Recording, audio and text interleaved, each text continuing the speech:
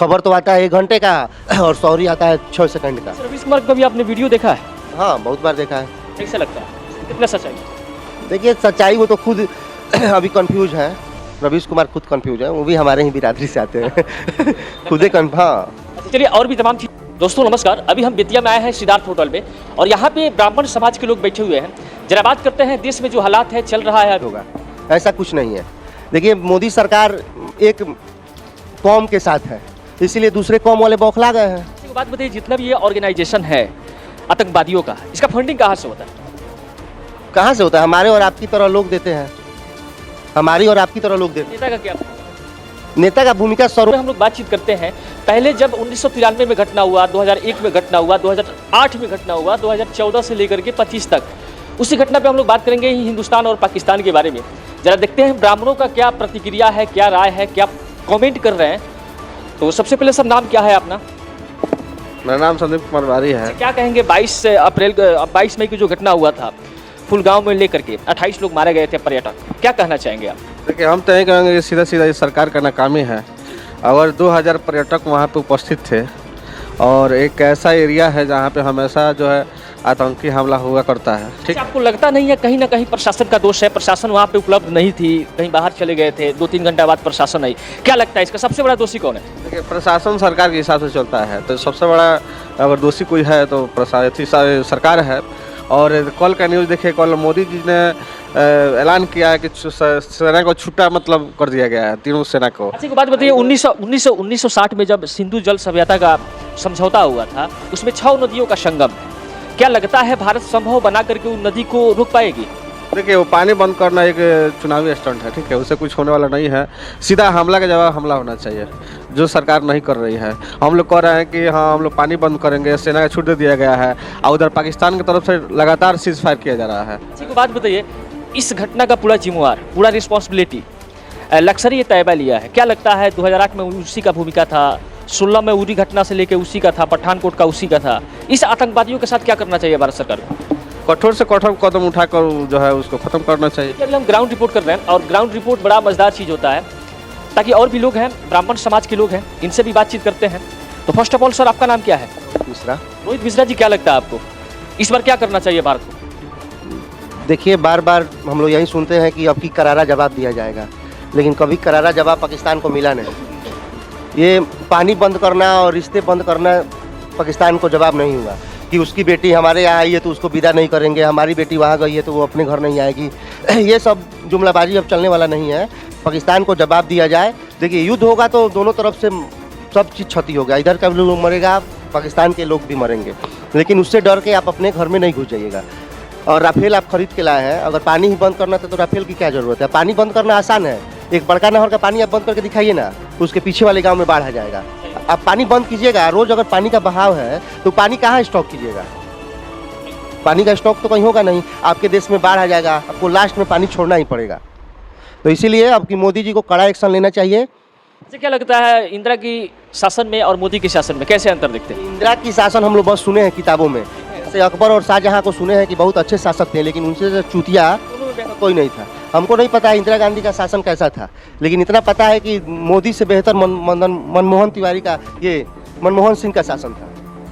इतना बेहतर? हाँ। अच्छा क्या लगता है, स्ट्राइक करना चाहिए या डायरेक्ट पाकिस्तान पे अटैक करना चाहिए या आतंकवादियों को सबक सिखाना चाहिए? आपको कैसा लगता है, क्या फील होता है? हर देश के ऊपर किसी और देश का दबाव है। कोई देश, पूरे विश्व में कोई देश फ्रीडम नहीं है कि किसी भी देश पे हमला कर ले, क्या कि सब एक परिवार और एक संगठन के तहत बंधे हुए हैं, लेकिन फिर भी पाकिस्तान के विरुद्ध में इंडिया को अपना स्टैंड लेके और उस पर हमला करना चाहिए। क्या लगता है पाकिस्तानी के जितने भी फाइनेंस मिनिस्टर से लेकर के फॉरेन मिनिस्टर से लेकर के वहाँ के रक्षा मंत्रालय से ये बार बार प्रतिक्रिया आती है, भारत कुछ करेगा तो हम लोग भी कार्रवाई करेंगे, जवाब देंगे, न्यूक्लियर पावर का बार बार उनको धमकी दिखा रहे हैं। आप हम मान लीजिए हम अगर 6 साल के बच्चे हैं और आप 20 साल के हैं, अगर आप हमको 2 थप्पड़ मारिएगा तो हम भी आपको गाली देंगे और लात हाथ चलाएंगे, भले आपके मुंह तक मेरा हाथ पहुँचे चाहे नहीं पहुँचे, लेकिन हम लात हाथ तो चलाएंगे, भागेंगे नहीं। वैसे ही पाकिस्तान है, वो बच्चा है तो गाली देगा ही, बुलबुलाएगा ही, लेकिन आपका जिम्मेदारी बनता है कि उसको 2 थप्पड़ देके और सुधारिए। अच्छा एक बात बताइए, जब से मोदी काल आया है 14 से लेकर के अब तक लगभग 12 से ऊपर आतंकवादी घटना हो चुका है इस देश में, तो क्या लगता है मनमोहन सिंह के रीजन में 2-3 बार हुआ था, 8 में हुआ था, 4 में तो हुआ है, 8 में एक हुआ था, एक 14 में हुआ था, 2 बार हुआ था, और मोदी के शासनकाल में 12 से 13 बार हो चुका है। देखिए इसमें हम सरकार को कहीं से दोष नहीं दे रहे हैं। ये नहीं है कि मोदी सरकार आई हो तो आतंकवादी हमले ज़्यादा हो रहे हैं और दूसरी सरकार आएगी तो नहीं, वो पर ही है। क्या है कि आप अगर क्रिमिनल है तो नेता नहीं बन सकते हैं, नेता है तो क्रिमिनल बन सकते हैं। अच्छा एक बात बताइए, आप इस देश के जो नौजवान हैं और देश का भविष्य भी है, क्या कहेंगे, क्या करना चाहिए ऐसे ऐसे लोगों के साथ? देखिए ये हमारा काम नहीं है, हमको सरकार हथियार भी देती तो हमको चलाने नहीं आएगा कि हम राफेल जाके पाकिस्तान पे छोड़ देंगे। हमने सरकार चुना हुआ है, उसी काम के लिए चुना हुआ है और सैनिक का बहाली उसी के लिए होता है, वो चलाए। हमको अगर सरकार छूटे दे दे कि जाइए पाकिस्तान को मार दीजिए, 47 दे दे, तो कहीं मेरे ही पर 47 नहीं चल जाए। तो सरकार की पूर्ण जिम्मेदारी बनती है कि पाकिस्तान को उड़ा दे। हाँ चलिए, तमाम चीज़ों के साथ और भी लोग हैं, इनसे भी जरा बात कर लेते हैं। तो सर नाम क्या है आपका? मेरा नाम प्रशांत हुआ। अच्छा क्या लगता है 22 तारीख को जो घटना हुआ, पर्यटक गए थे घूमने के लिए, टूरिज्म के हिसाब से देखा जाता है उस जगह को, और वहाँ पे आतंकवादी आते हैं, मार देते हैं, जात पूछ के, धर्म पूछ के, मजहब पूछ के, निवस्त्र करके, तो क्या करना चाहिए ऐसे लोगों के साथ? ऐसे लोगों के साथ पुनः एक बार जैसे सर्जिकल स्ट्राइक हुआ था, ऐसे पाकिस्तान के व्यक्ति का तो किसी का दोस्त नहीं है, उसके सरकार का है, वो आतंकवादियों को बढ़ावा दे रहा है। आपसे भी बात करेंगे। सर क्या लगता है, बड़ा सुंदर बोल रहे हैं। अच्छा आपका उम्र कितना होगा? 30 साल। 30 साल में आपने कहीं सुना है जात पूछ के, धर्म पूछ के, मजहब पूछ के, निवस्त्र करके मारा गया है? ये कैसी घटना है? देखिए घटना तो निंदनीय है, लेकिन हमारे यहाँ भी देखिए हम जिस बिरादरी से आते हैं, ब्राह्मण बिरादरी, ये हमको भगवान ने या ईश्वर ने या जो भी भेजिए, ये हिंदू को संगठित करने के लिए भेजा है, हमारी जाति को।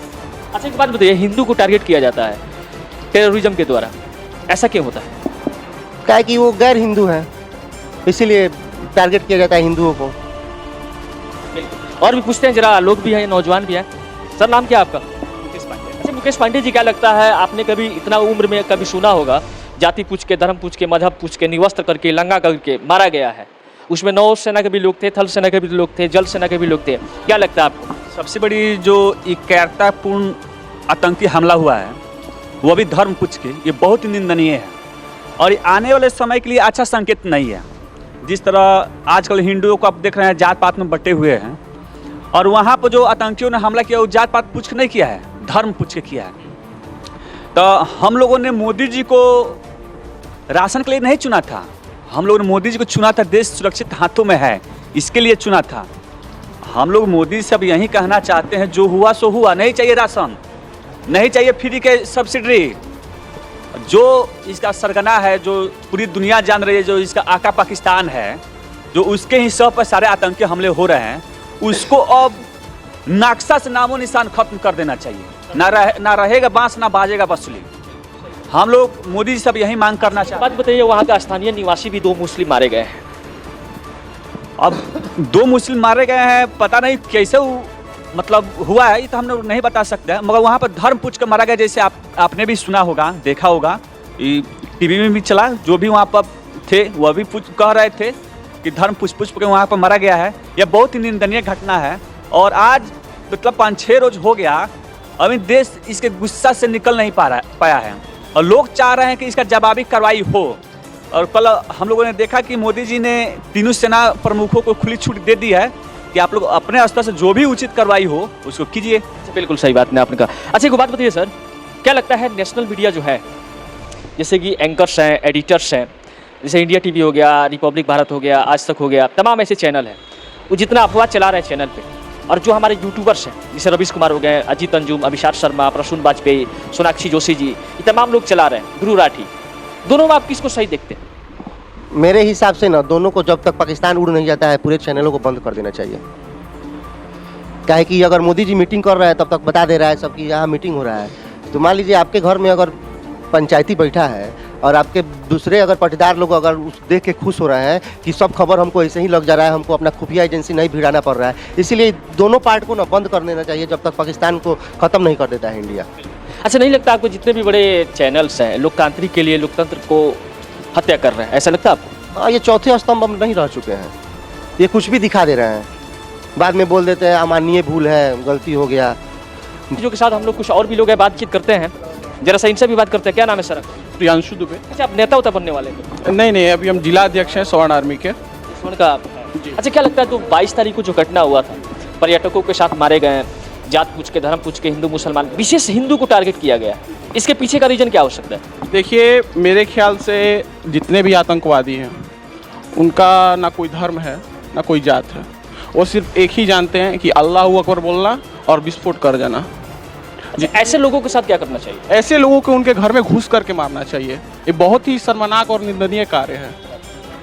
चलिए, बहुत क्या लगता है इस देश के प्रधानमंत्री, रक्षा मंत्री एस जयशंकर, विदेश मंत्री एस जयशंकर, रक्षा मंत्री राजनाथ सिंह से क्या उम्मीद रखते हैं आप? देखिए, हम तो सरकार, अब तो हम सरकार में है नहीं, लेकिन सरकार से ही उम्मीद करना चाहते हैं कि जिस प्रकार उन्होंने हमारे घर में घुस के हमें मारा, उसी प्रकार उनको उनके घर में घुस करके, और जिस प्रकार से पुलवामा अटैक हुआ था उसका जवाब स्ट्राइक से दिया गया था, सर्जिकल स्ट्राइक से, उसी प्रकार इसको भी उसी के हिसाब से जवाब देना चाहिए।